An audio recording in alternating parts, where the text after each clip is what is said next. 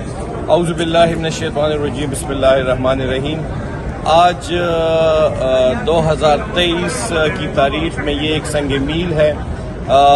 ہم ILF KP نے ایک ریٹ پٹیشن فائل کی تھی پشاور ہائی کورٹ میں، کیونکہ ایک انجانہ سا کریک ڈاؤن جو ہے وہ PTI پہ ڈالا گیا تھا۔ ڈیپٹی کمشنر جو تھے وہ ہمیں ریگریٹ کر رہے تھے، ہمیں ایون اپنے کمپاؤنڈ میں بھی ورکرز کنونشن، ریلیز، جلسوں کی اجازت نہیں دے رہے تھے۔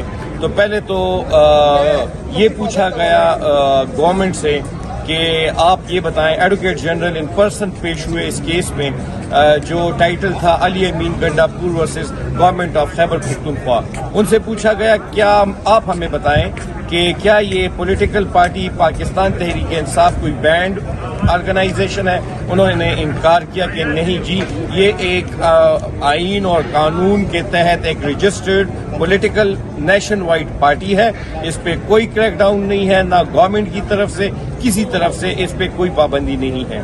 پھر جب ان کا یہ جواب آیا تو عدالت جو بینچ کانسٹیٹیوٹ ہوا تھا اعجاز انور صاحب کا اور شکیل صاحب کا، آنریبل جسٹس شکیل صاحب کا، ان کی سربراہی میں اس بینچ نے کارروائی کی اور یہ کہا کہ اگر ایسی کوئی بات نہیں ہے تو یہ ان کا رائٹ ہے انڈر آرٹیکل 15، 16، 18، 19، 20، آرٹیکل 25، 26 کہ یہ پبلک گیدرنگ کر سکے، ایک جو ہے کمپاؤنڈز میں ورکرز کنونشن کر، but with prior permission of the deputy commissioner. اور ڈیپٹی کمشنر کو بھی یہ ڈائریکشنز ہو گئی کہ وہ جو ہے بغیر کسی وجہ کے ان کے جو گیدرنگز ہیں ان کو نہیں روکیں گے۔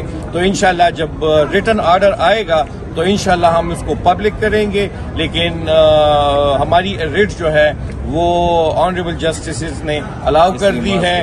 تو ہم پوری PTI کی جو KP بیسڈ پارٹی ہے اس تمام کو اس کامیابی پر بہت بہت مبارکباد دیتے ہیں۔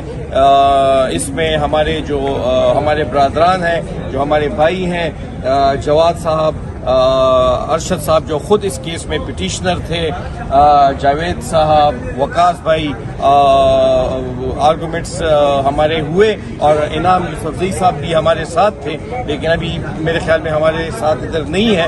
تو میں تمام KP کے ورکرز کو، KP یا PTI سے ریلیٹڈ جتنے بھی ہمارے بھائی بہنیں ہیں ان سب کو مبارکباد پیش کرتا ہوں اس کامیابی پر۔ بہت شکریہ۔